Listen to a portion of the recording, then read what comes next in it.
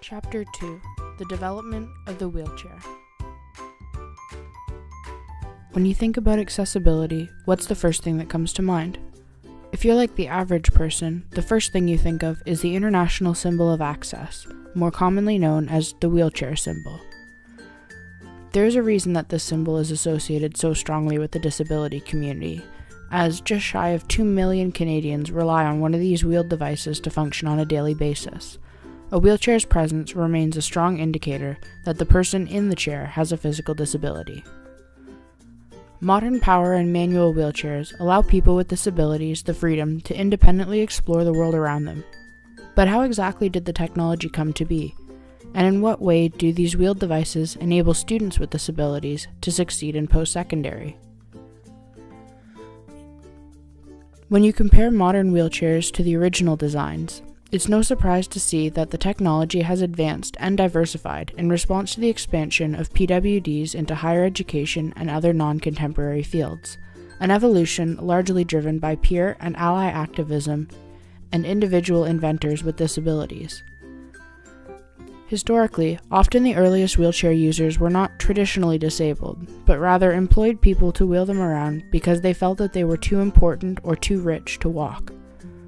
The first wheelchair purposefully designed for disability and mobility was called an invalid's chair and belonged to King Philip II of 16th century Spain, who suffered chronic pain from gout, which is a complex form of arthritis. This elaborate contraption had small wheels attached to the end of a chair's legs and included a platform for Philip's legs and an adjustable backrest. It could not be self-propelled, but most likely the king had servants transporting him regardless. Many years later, in 1655, Stephen Farfler, a young German watchmaker with a mobility-limiting disability, was the first to invent and use a wheelchair that could be independently propelled, called the manumotive carriage. It was a stable chair mounted on 3 wheeled chassis with attached handles on both sides of the front wheel used to propel the chair forward, a design similar to that of modern hand cycles used in the Paralympics. Stephen, who is believed to have had paraplegia, created the wheelchair himself when he was only 22 years old. This wheelchair is also believed to have been the precursor for modern-day tricycles and bicycles. The first mass-marketed wheelchair was developed in 1783 by John Dawson of Bath, England. The Bath wheelchair, named after his hometown, had 2 large wheels in the back and a smaller one in the front. The user would steer the chair by a stiff handle, but all the Bath designs had to be pushed or pulled by a donkey or horse, as they were extremely heavy. The Bath wheelchair was the best-selling model of wheelchairs for over 40 years. Then in the 1800s, the first wheelchairs, more similar to today's designs, were developed. In 1869, a patent was taken out on a wheelchair that could be self-propelled, had 2 large wheels in the back and 2 smaller caster wheels in the front. Wheelchairs were starting to get less bulky, but still were not easily transportable until 1932, when the folding tubular steel version was made by Harry Jennings.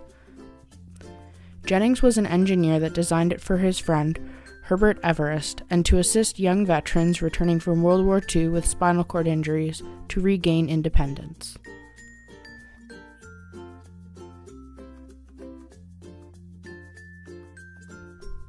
As more veterans began taking advantage of the tuition assistance program instituted by the GI Bill, campuses were under immense pressures to expand to accommodate this influx of students.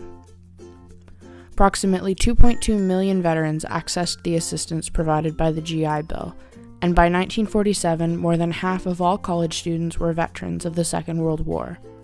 Colleges with increased enrollments received years of financial security following the enactment of the GI Bill, leading to the ability to expand, build new buildings, and offer different programs. Veterans demanded more practical college coursework, and this need led to a changed concept of higher education, with more emphasis on degree programs like business and engineering. Now, with campuses growing larger to accommodate these needs, no longer were DIY curb cuts and handmade asphalt ramps sufficient to allow PWDs access to higher education. Having satisfied the requirements for accessibility in the built environment, attention turned to personal mobility devices to bridge the gap for students with disabilities in order for them to succeed in higher education. In 1950, the first powered wheelchair was designed by an inventor named George Klein and was intended to help veterans, among whom were many quadriplegics and high-level paraplegics, unable to maneuver a manual chair for the long distance required to cross an ever-expanding college campus. Klein, backed by the Canadian government and many other scientists, spearheaded the development of a motorized wheelchair. Many soldiers and veterans played a part in the device's creation, and its design was billed as one of the first times that rehabilitation engineering had occurred, a cooperative effect between engineers and PWDs in order to ensure that the technology developed was practical for the everyday life of a college student with a disability. During this time, there were also many developments to manual chairs, which involved making them lighter and more maneuverable, involving things such as monotube designs and customizable options such as dump, adjustable tension backs, variation in push rims, and pressure relief technology for seating. All of these advancements allowed and continue to allow students with disabilities the freedom and independence to access and succeed in post-secondary, and open the door for many people with various degrees of disability to become students. No longer was education only an option for those with a mild disability, as now even those with little to no mobility could successfully attend college and university. These developments led to the modern wheelchair design that most people now recognize as a prime indicator of a disability, as demonstrated by the familiarity with the international symbol of access. As is usually the case, humans have greatly improved upon the designs of early mobility devices. The models and types available today are some of the most reliable and dependable available, and will provide many years of dependable service, as these modern devices are largely credited to the passion, dedication, and inventive spirit of PWDs, either acting as inventors or through collaboration with engineers, to push the technological boundaries of mobility devices and allow those with a disability to succeed in higher education. Modern education, however, encompasses more than simply the access to the education and the ability to navigate a college campus. Tune into Chapter 3 of this series to learn more about the aspects of higher education beyond the dissemination of information, and how technology empowers students with disabilities to become involved in all aspects of the post-secondary experience.